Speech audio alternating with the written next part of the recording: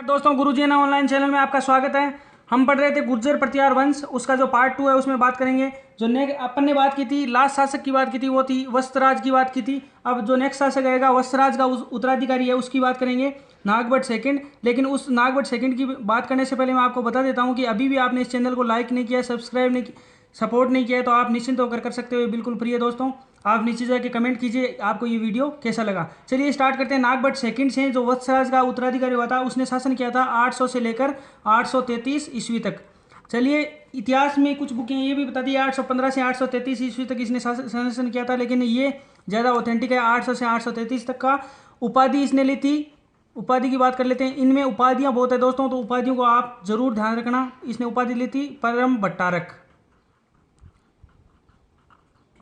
ठीक है, इस प्रकार की उपाधि ली थी। उसने क्या किया था 816 ईस्वी में, जो कन्नौज पर जो आक्रमण कर इसने चक्रायुद्ध को, जो चक्रायुद्ध था, जो मैं आपको यहाँ पर बता देता हूँ। ये जो हमने पढ़ा था कन्नौज यहाँ पर, और कन्नौज में दो शासक हुए थे, इंद्रायुद्ध और चक्रायुद्ध। और चक्रायुद्ध को इसने पराजित किया था 816 ईस्वी में, और पुनः कन्नौज को जीता था। यानी इसने क्या किया था, कन्नौज को जीता, किसको पराजित कर, चक्रायुद्ध, ठीक है।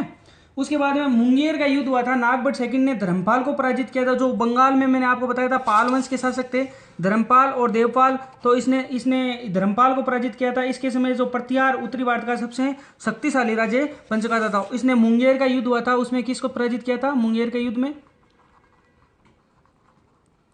धर्मपाल को। जो पाल का शासक था, मैंने आपको बताया था, इस नक्शे को आप बिल्कुल ध्यान से पढ़ोगे तो आपको ये एग्जैक्टली आपको समझ में आता चला जाएगा। चलिए उसके बाद में बात कर लेते हैं। इसने धर्मपाल को पराजित किया, परंतु जो राष्ट्रकूट शासक था गोविंद थर्ड ने नागभट्ट सेकंड को पराजित कर दिया। यहाँ पर मैं आपको बात करूँ, यहाँ पर जो राष्ट्रकूट थे उनका जो शासक है गोविंद थर्ड ने क्या किया था, नागभट्ट सेकंड को पराजित कर दिया। तो यहाँ पर ये किससे पराजित हो गया, नागभट्ट सेकंड गोविंद थर्ड से पराजित हो गया। चलिए उसके बाद में बात कर लेते हैं। कन्नौज एक बार फिर क्या हो गया, गुर्जर प्रतिहारों के हाथ से निकल गया। और इनके जो विद्वान, ये एक बहुत ही, नागभट्ट सेकंड था, एक बहुत ही बड़ा विद्वान था, और इसकी बलि प्रबंध नामक इसने ग्रंथ की रचना की थी। तो इसने एक ग्रंथ का रचना की थी, उसका नाम था बलि प्रबंध। चलिए इसका एक ग्रंथ लिखा हुआ था, ये खुद बहुत ही एक साहित्यिक विद्वान था। 833 ईस्वी में इसने क्या किया था, गंगा में जल समाधि ली थी। तो इस प्रकार का क्वेश्चन कभी भी पूछा जा सकता है कि गंगा में जल समाधि लेने वाला शासक का नाम बताइए, तो नागभट्ट सेकंड था, गंगा में इसने जल समाधि ले ली थी। चलिए नागभट्ट सेकंड की बात हो गई। उसके बाद में जो शासक आएगा 833 ईस्वी के बाद में, नागभट्ट सेकंड के बाद में, उसका नाम है रामभद्र। लेकिन उसके बारे में कुछ भी इतिहास में कुछ जानकारी विशेष प्रकार की मिलती नहीं, इतना इंपॉर्टेंट शासक नहीं था, इसलिए 833 से लेकर 836 ईस्वी तक इसने शासन किया था। लेकिन कुछ खास कार्य नहीं करने की वजह से अपन इसको यहाँ पर नहीं पढ़ेंगे। उसके बाद में बात करेंगे मिहिर भोज, इसका उत्तराधिकारी हुआ था मिहिर भोज, और उसने शासन किया था यहाँ पर 836 से लेकर 885 ईस्वी तक, ठीक है। और इसका जो अन्य नाम था, इसको भोज नाम से जाना जाता था, लेकिन ये मिहिर नाम की इसने उपाधि ली थी। कुछ इतिहास की बुकें ये बताती है, लेकिन इसका नाम बाद में प्रसिद्ध हो गया मिहिर भोज, तो इसको मिहिर भोज से जाना जाने लगा। इसका एक अन्य नाम था भोज, और इसके बाद में मिहिर भोज से इसको जाना लगा। और मिहिर भोज के जो बारे में जो जानकारी अधिक मिलती है अपने को, वो मिलती है ग्वालियर प्रशस्ति से। ग्वालियर प्रशस्ति से अपने को पता चलता है कि मिहिर भोज के बारे में ज़्यादा जानकारी मिलती है। इसने भी उपाधि ली थी, मैं बता रहा हूँ इसमें उपाधियाँ बहुत आएगी, इसलिए आप ध्यान रखना। इसने उपाधि ली थी, वो थी आदिवरा है, और एक उपाधि ली थी प्रभास।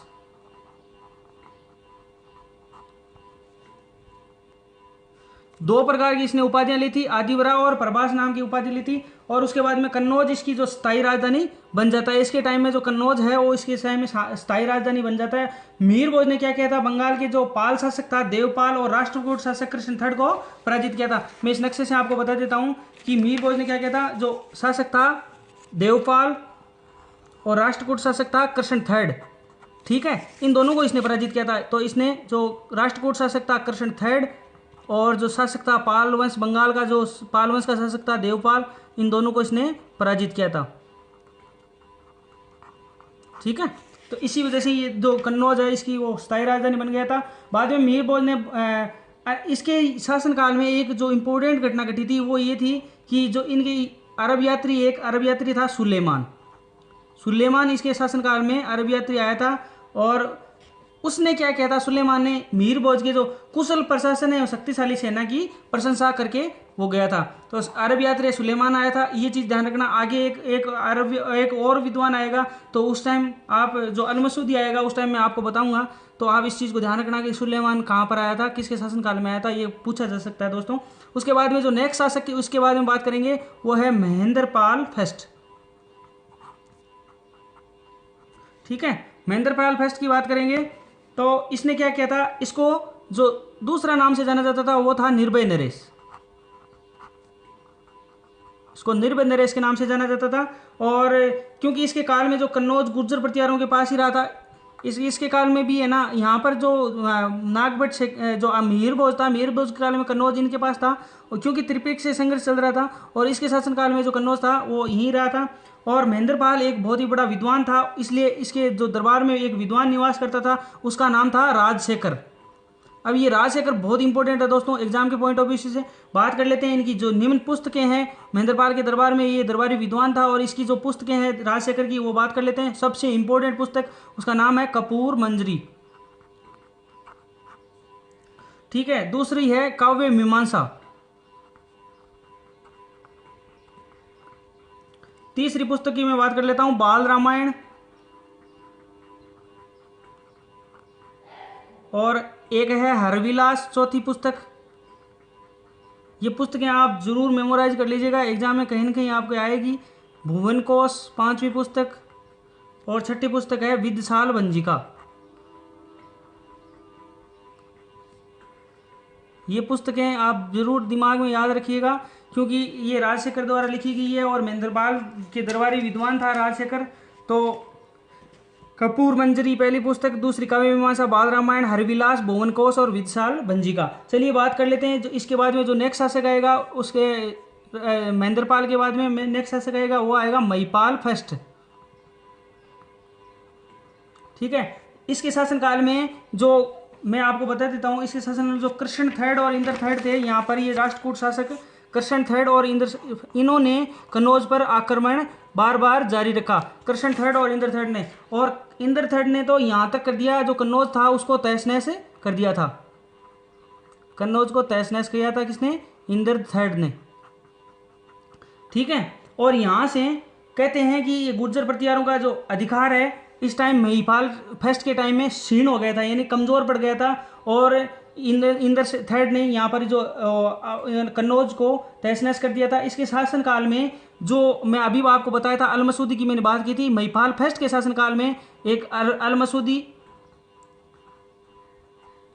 अरब यात्री अल-मसूदी आया था और सुलेमान किसके शासनकाल में आया था वो मैंने आपको बताया था उस टाइम। ठीक है, तो ये चीज़ें आपका बिल्कुल ध्यान रखना। अल-मसूदी आया था, इसके अरब यात्री। और अल-मसूदी ने क्या कहा था, जो गुर्जर प्रतिहार का जो क्षेत्र था, गुर्जर प्रतिहार के क्षेत्र के लिए तो इसने एक वर्ड यूज लिया था अल-गुर्जर। ठीक है, क्षेत्र, गुर्जर प्रतिहार क्षेत्र, ये चीज़ बहुत ही इंपॉर्टेंट है दोस्तों, इसलिए आप ध्यान रखना। क्षेत्र के लिए तो अल-गुर्जर उपयोग में लिया था। और राजा के लिए शब्द लिया था इसने बोरा शब्द यूज में लिया था। तो आप ये विशेष प्रकार की जानकारी आप ध्यान रखना क्योंकि ये अल-मसूदी महिपाल फर्स्ट के शासनकाल में आया था और इसका जो क्षेत्र था वो अल-गुर्जर था। क्षेत्रों के लिए इसने प्रयोग किया था अल-गुर्जर और राजा के लिए इसने बोरा शब्द का प्रयोग किया था। बाद में क्या कहते हैं कि भोज जो सेकंड था, उसके बाद में विनायक पाल, महेंद्रपाल सेकंड, देवपाल सेकंड, ये राज्यपाल सेकंड, ये प्रकार के शासन उन्होंने शासन किया था। उसके बाद में जो नेक्स्ट शासक मैंने आपको नाम बता दिए, भोज सेकंड, विनायक पाल, महेंद्रपाल सेकंड, देवपाल। उसके बाद में जो शासक आता है वो आता है राज्यपाल। और राज्यपाल के शासनकाल में लगभग कन्नौज पर इनका अधिकार और गुर्जर प्रतिहारों का अधिकार लगभग क्षीण हो चुका था। और इसके शासनकाल में 1018 ईस्वी की बात करूंगा, उस टाइम आक्रमण किया था महमूद गजनवी ने। महमूद गजनवी ने यहाँ आक्रमण किया, तो इसकी वजह से यहाँ आक्रमण ये सह नहीं पाया राज्यपाल इस शासक का नाम है, राज्यपाल सह नहीं पाया तो यहाँ से ये भाग गया।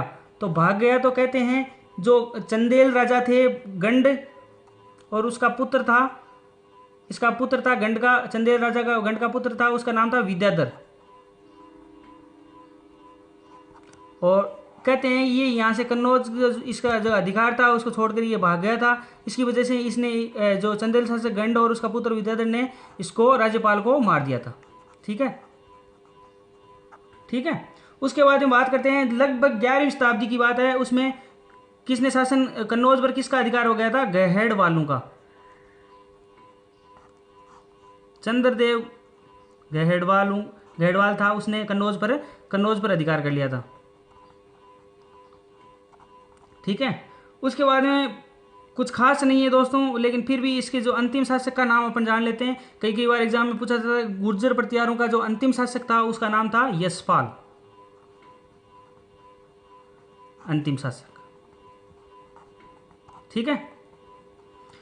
अब मैं आपको विशेष जानकारी बताता हूँ। विशेष जानकारी ये है कि अलवर जिले के जो राजोगढ़ से 960 ईस्वी का एक शिलालेख मिला है, उसमें प्रतिहार शासन की ओर, यानी जो प्रतिहार शासन की एक अलग शाखा की भी सूचना मिली है। यानी ये कहाँ से मिला है? अलवर जिला है। ऑथेंटिक जानकारी नहीं है, लेकिन एक बुक से मेरे को पता चला है कि अलवर जिले के जो राजोगढ़ एक स्थान है, वहाँ से राजोगढ़ 960 ईस्वी का एक शिलालेख मिला है। उसमें ये मिलता है कि प्रतिहार शासन की ओर, यहाँ पर भी प्रतिहार का शासन था, गुर्जर प्रतिहारों का शासन था। ये इंगित ये अलवर का, ये जो राजोगढ़ का शिलालेख है, ये इंगित करता है। चलिए दोस्तों, यहाँ पर जो गुर्जर प्रतिहार वंश होता है खत्म। नेक्स्ट वीडियो में अपन नेक्स्ट शासकों की बात करेंगे, नेक्स्ट वंश की बात करेंगे। तब तक के लिए आप नीचे जाके कमेंट कीजिए ये आपको वीडियो कैसा लगा। धन्यवाद दोस्तों, और अपने आसपास सफाई जरूर रखिए दोस्तों। धन्यवाद।